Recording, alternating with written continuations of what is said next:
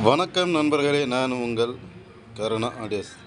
இந்த பதிவில் நம்ம என்ன பார்க்க போகிறோம்னா, ஒரு இம்பேக்ஸ் 5.1 ஹோம் தேட்ரு பற்றி தான் நம்ம பார்க்க போகிறோம். இதில் என்ன கம்ப்ளைண்ட் நம்மள்கிட்ட வந்துச்சுன்னா, இதில் பார்த்தீங்கன்னா சப்பு லைன் வந்து கம்ப்ளைண்ட்டு. அவங்க கிட்டத்தட்ட 2-3 வாட்டி ஐஸ் மாற்றி பார்த்துமே அந்த ஐஸ் நிற்கலை. இதனால் சப் ஊப்பரும் டிசி வோல்ட்டை டைரெக்டாக பண்ணனால சப் ஊப்பரும் அவுட்டு.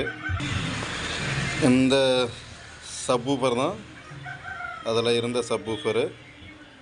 இதில் பார்த்தீங்கன்னா இம்பிடியன்ஸ் 8 ohms 80 watt போட்டிருக்காங்க. இந்த சப்பு எரிஞ்சிடுச்சு, காயில் அது ஸ்மெல் வந்துடுச்சு. நம்ம அதுக்கு பதிலாக சாம்கானில் வந்து இதே சேம் 8 ohmஸில் 8 inch ஹெவி மேக்னெட், சாதா மேக்னெட். இது வந்து ஹெவி மேக்னெட்டில் சாம்கான் 8 inchல நம்ம வாங்கிட்டோம். அதே அவுட்புட்டு தான். இதில் இந்த சப்பு லைனுக்கு பதில் நம்ம என்ன பண்ணுறோங்கன்னா, கிளாஸ் டி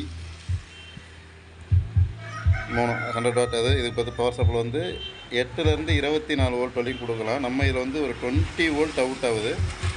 அந்த சப்வூஃபர் செக்ஷனை மட்டும் ரிமூவ் பண்ணிவிட்டு பவர் சப்ளை அதுக்கு வர சப்பு ப்ரீ இன்புட்டை எடுத்து நம்ம இதை கொடுத்து ரெடி பண்ணியிருக்கோம்.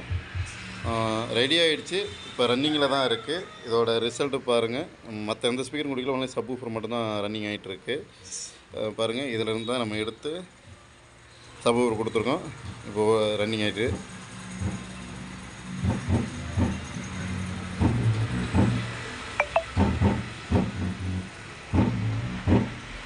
நம்ம வந்து இப்போ ஸ்பீக்கர் லைனை கொடுத்து செக் பண்ணி பார்க்கலாம். நண்பர்களே வணக்கம். நம்ம இப்போ ஸ்பீக்கர் லைனை கொடுத்துட்டோம்.